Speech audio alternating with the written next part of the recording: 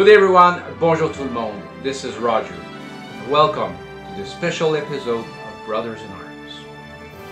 Last August, as I was traveling to Settlers Falls to film the first episode of Brothers in Arms, I had the chance to meet and interview the Honourable Russell A Dixon, retired Justice of Peace of the Province of Alberta, at his residence in Calgary. When I met Russ, he was very generous in sharing with me his war experience as a paratrooper. So here he is, Corporal Russell A Dixon, 1st Canadian Parachute Battalion, Charlie Company, sharing his story with us. Joined the Army in Calgary because I had my high school diploma. They thought I was a smart little guy and sent me down to the University of Toronto. I took my basic infantry training at Brampton, just outside of Toronto, then to the university, faced with all kinds of terrible courses at the university, physics, math, chemistry.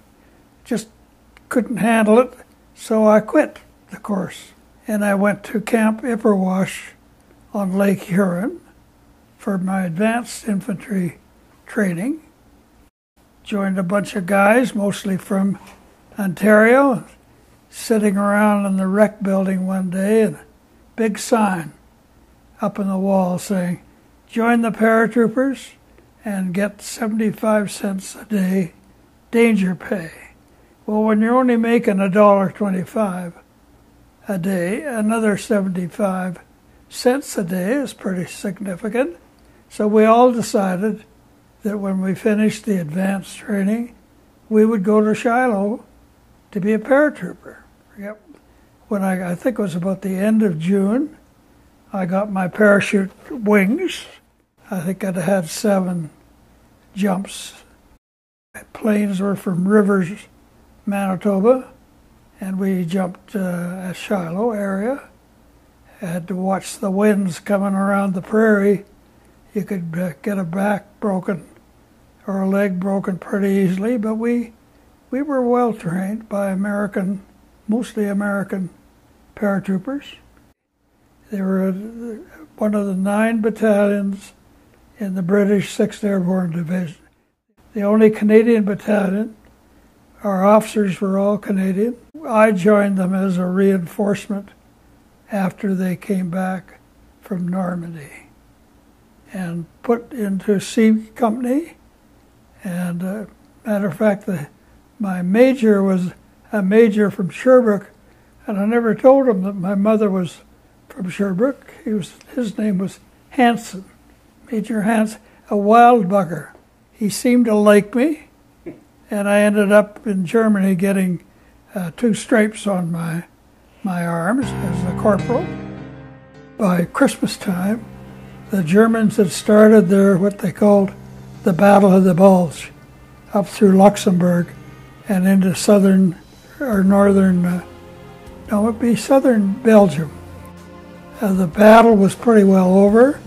The skies were cleared. The fighter planes were just knocking the hell out of the German armor. Americans laying stacked up just like cordwood, dead, waiting to be taken to a cemetery. We did a little bit of firing, but not very much. Cold as hell. I don't know what the temperature was, but we really weren't dressed for a winter like that. It was brutal. This would be 45. And on March 24th, we all ended up at the airport nearby. And next thing I know, I'm landing on good old German soil at a place called Wesel on the east side of the Rhine River. You never know how high you are in the air, for starters. And of course, if you're at the back end of a stick in the plane is descending as it goes forward. So the last guy out was probably jumping about 600 feet. Lost a few lives. I think we lost 72 bodies on the jump, and afterwards we lost our colonel.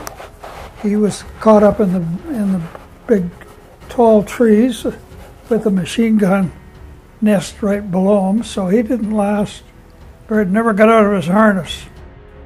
Our job was to clean the area up and make sure that the Germans couldn't fire on the bridge builders that were putting pontoon bridges over the Rhine River so the armor could get onto the east side.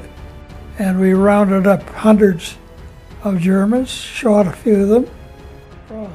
So we are now on the east side of the Rhine, and Monty was around, Churchill was around. Somebody said Churchill stood on the west bank of the Rhine River and took a good pee into the river just for old time's sake. So I could see him doing that, you know. It's just typical of what old Winston would do. But so we headed off northeast, went through some big cities, had a few firefights at some of the bigger cities, going over rivers. We had tanks. We'd hop on them, have a little firefight, away we went again. We did most of the walking, 300 kilometers through northeast Germany. I didn't see this, but I was in C Company, and the guys in B Company opened up the gates of the Bergen-Belsen concentration camp. Terrible scene, apparently. We finally got over the Elbe River and on to a town called Wismar. Lovely little seaside port, very calm looking, with little sailboats anchored out in the bay and stuff. And that was as far as we got. We put a couple of tanks up on the east side of the town, and the Russians, we beat the Russians there by 3 hours, and we refused to let them go any further. So anyway, VE Day was May the 8th. We all volunteered to go to the Pacific, so we had to leave in England, and we were on the first boat back to Canada as a battalion.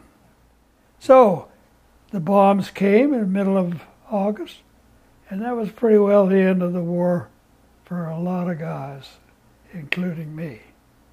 And I ended up Corporal Russell A Dixon. M7548 was my military number, and I was discharged and off to university by about 20th of September 1945. Anyway, I had a good go, no complaints. Of course, my father and mother had both served in the First World War, etc.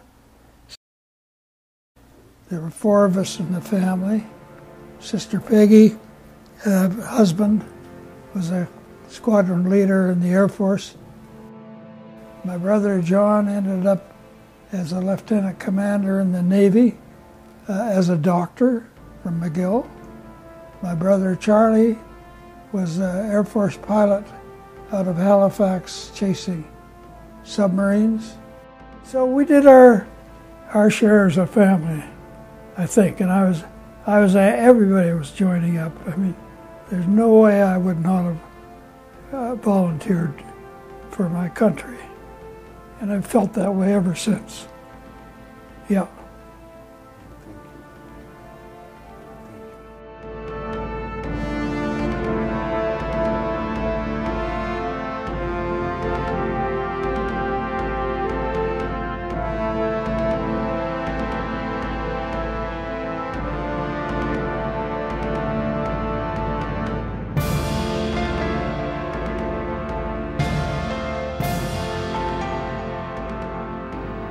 Through these fields of destruction,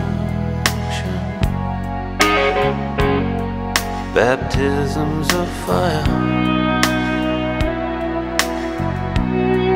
I've witnessed your suffering as the battle